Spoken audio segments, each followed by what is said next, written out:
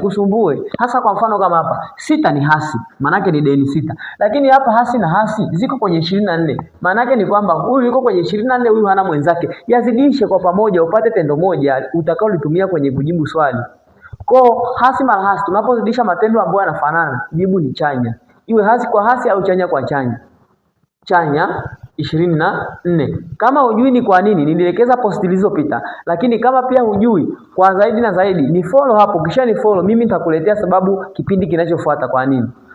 Hasi mara hasi ni chanya. Ukizidisha matendo ambayo yanafanana, jibu ni chanya. Kwa kutumia hasara na faida. Au hasi na kwa maana kwamba deni na faida. Tujiulize. Hasi si ni deni, unadaiwa vitu 6. Wala kalaka tujiulize. Unadaiwa vitu 6, lakini chanya ni faida uko navyo. Wewe una vitu 24. Au maembe tuchukulie unao 24. Unadaiwa maembe 6. Ukilipa hao 6, si bado utabakiwa na mengine. Yale utakaobakiwa nao lazima uyawekee chanya. Kwa maana yake kwenye maembe ulionayo 24, toa maembe 6 ambayo unadaiwa. Jibu itakalobaki itakuwa ni ngapi? Chanya, kwa sababu bado utabaki nao mengi.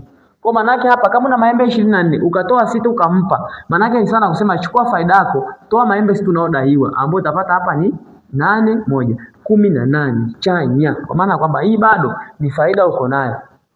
Haya, twende kwenye anga swali sasa.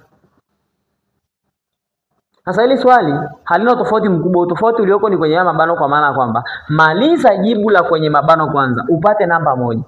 Kisha baada ya hapo ndo uje uanze kupambanisha na namba ya huku nje. Haya mabano yanamaanisha kwamba mpata jibu moja la kwenye mabano ndo uendelee na njia hii.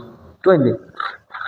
Hasi 5 jumlisha. Jamani, nimesema hasi ni nini? Deni. Chanya ni faida.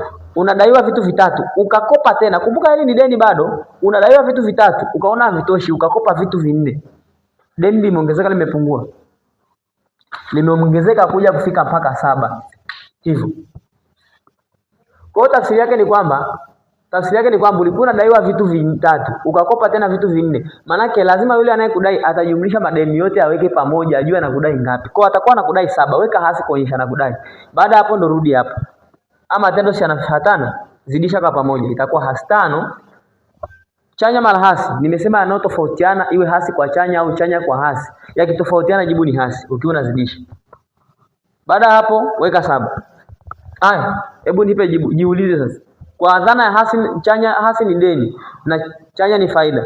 Unahisi jibu ni nini? Unadaiwa 5. Ukakopa tena. Yaani wewe ulienda kukopa vitu 5, havikutosha kwenye matumizi yako. Ukakopa tena vitu 7. Sikupi jibu. Niwekee kwenye comment.